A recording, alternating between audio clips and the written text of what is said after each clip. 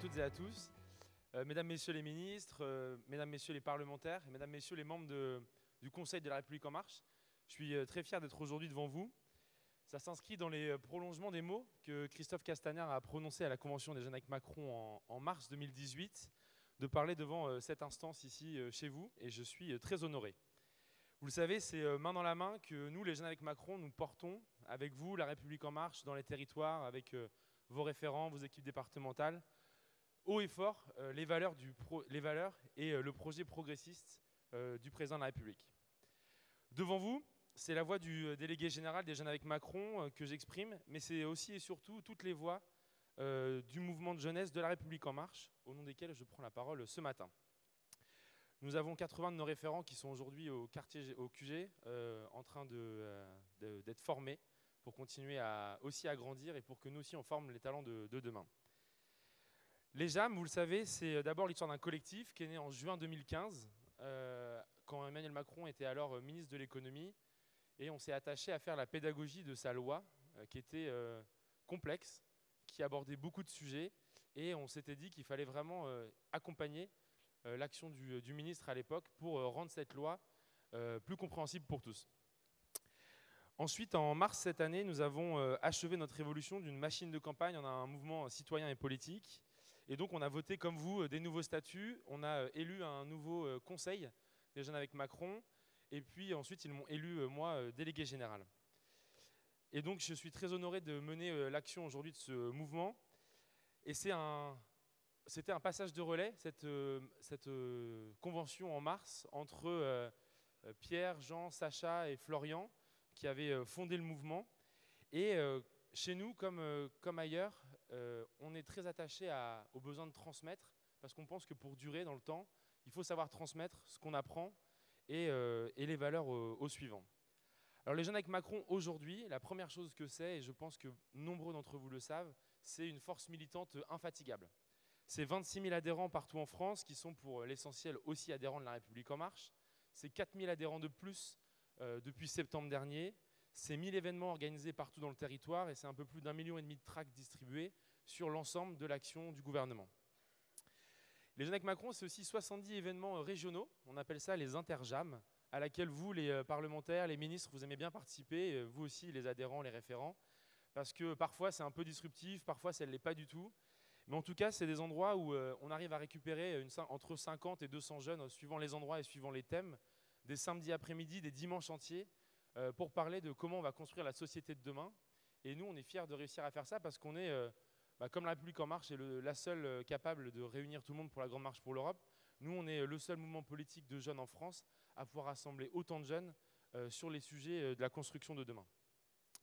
Alors nous sommes des soldats, des combattants infatigables du progrès social, des libertés fondamentales et de la justice pour tous, mais pas uniquement. On ne va pas se satisfaire d'être simplement une force de mobilisation à vos côtés. Nous voulons aussi penser le présent et réfléchir à l'avenir. C'est pour ça que nous avons lancé un grand nombre de consultations et d'objets de consultation pour construire notre position. Je pense notamment au service national universel qui avait été lancé en Bretagne autour de la ministre Parly. Je pense aussi aux réflexions sur le handicap qui ont été menées à Orléans autour d'Elouane et de Haïdé. Je pense aux réflexions sur la bioéthique qui vont être lancées notamment avec l'Hérault et puis avec les Deux-Sèvres.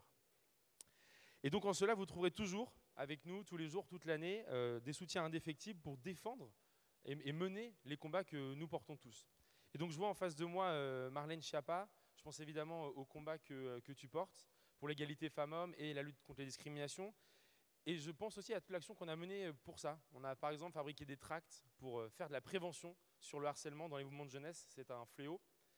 Je pense à Mounir aussi, et tout le travail sur l'inclusion numérique. Et je pense aussi à la régulation des futures technologies et à l'équipe de Lyon qui a travaillé sur une charte sur l'intelligence artificielle avec laquelle nous discutons, qu'on aimerait continuer à mettre en valeur.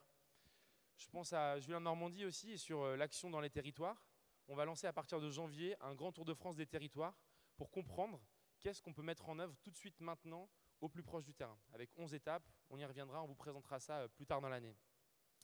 Et puis je vois aussi Muriel Pénicaud, et donc je pense aussi à tout le travail que nous menons à vos côtés pour changer l'image notamment de l'apprentissage et pour que chacun sache que l'émancipation par le travail, c'est probablement la plus belle voie pour s'émanciper.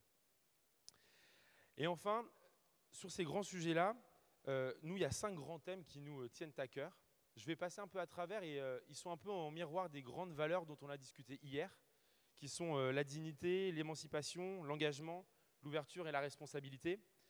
Donc la première chose, c'est la réduction des inégalités par l'école. Ça, c'est le travail que mène Jean-Michel Blanquer, auquel nous sommes très attachés. C'est la lutte contre le chômage de masse que vous menez, Muriel Pénicaud, avec l'ensemble des ministres.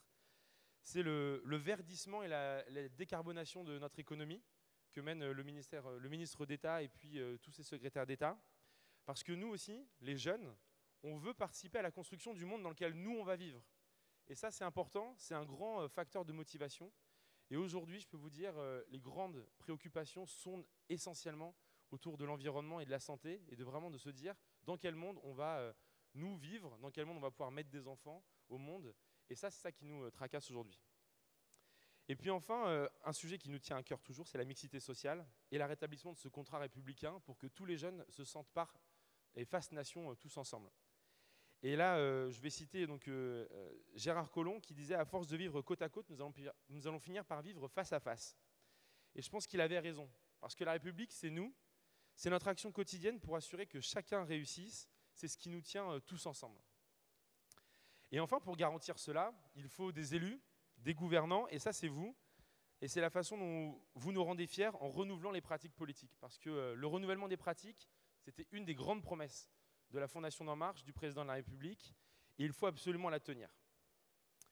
Alors toutes ces actions, elles sont en miroir de nos valeurs, on vient de vous le dire, et puis nous en plus, on se pose des questions régulièrement, et Philippe en a effleuré quelques-unes, notamment sur comment faire différemment, comment ne pas ressembler à ces mouvements que nous avons fuis, certains les mouvements de jeunesse de gauche, d'autres de droite, et puis comment on réinvente des nouvelles façons de faire de la politique pour ramener les jeunes qui sont très très éloignés de la politique aujourd'hui, proches de nous, comment nous retissons ces liens. Alors certains jeunes députés ont connu leur premier engagement politique chez nous, chez les Jeunes avec Macron, et ils sont aujourd'hui parmi nos plus fiers représentants à l'Assemblée, nous sommes fiers de les avoir. Mais pour autant, c'était la partie facile, l'Assemblée nationale. Je vous rappelle quelques chiffres aujourd'hui, une réalité de terrain dans les élus locaux. Il y a 83% des élus qui ont plus de 40 ans, il y a 60% des maires qui ont plus de 60 ans, et il y a 16% seulement des maires qui sont des femmes. Donc nous, les Jeunes avec Macron, nous sommes aussi cette génération qui nous demande partout sur tout le territoire qu'à s'engager. Après être parvenu à nous inscrire dans le long terme, à garder le cap, à ouvrir de nouvelles perspectives hors période électorale, il va rapidement falloir reprendre les armes. Et nous y arriverons pas autrement qu'ensemble. Les référents Jeunes avec Macron, ils sont intégrés dans vos comités de pilotage, dans vos comités de politique, dans toutes vos équipes sur le territoire. Et pas seulement pour vous soutenir, mais aussi pour vous accompagner, donc comptez sur eux partout en France et à l'étranger. Et enfin, un mot un peu particulier sur les élections européennes. C'est pour ça que Christophe Castaner a lancé l'initiative, avec notamment Pierre-Alexandre Anglade et Astrid Panosyan, toute l'équipe qui travaille sur l'Europe. Et on a commencé à bâtir cette alliance progressiste dont nous avons besoin en Europe. Et nous, là encore, on s'est lancé. Et on a lancé ce qu'on appelle le YES, le Young European Survey, qui est une grande consultation européenne qui rassemble désormais 11 pays, 12 organisations de jeunesse, qui seront tous à Paris mi-novembre et qui travaillent ensemble à aller récolter l'avis des jeunes sur le terrain, dans la continuité à la fois de la Grande Marche pour l'Europe, qu'avait menée la République En Marche, et dans le cadre aussi, dans la continuité des consultations citoyennes que le président avait lancées. Et donc nous sommes fiers de ça.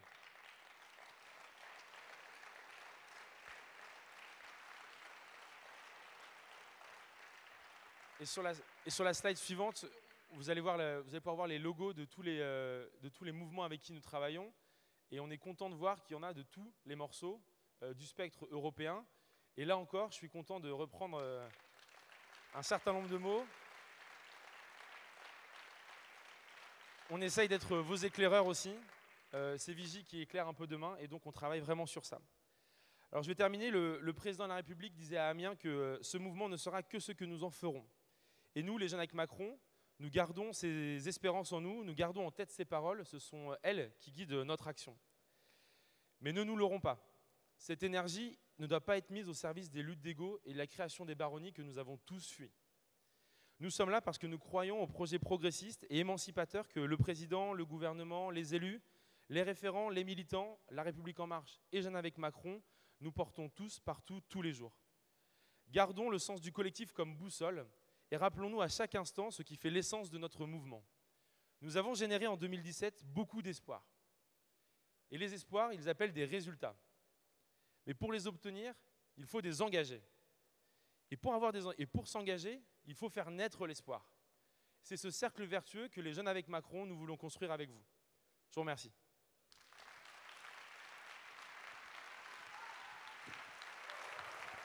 Tu peux garder le micro. Merci Martin.